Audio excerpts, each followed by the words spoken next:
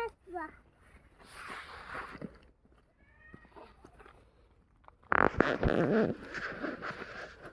Bu taş sarıyor. O da sana bırak.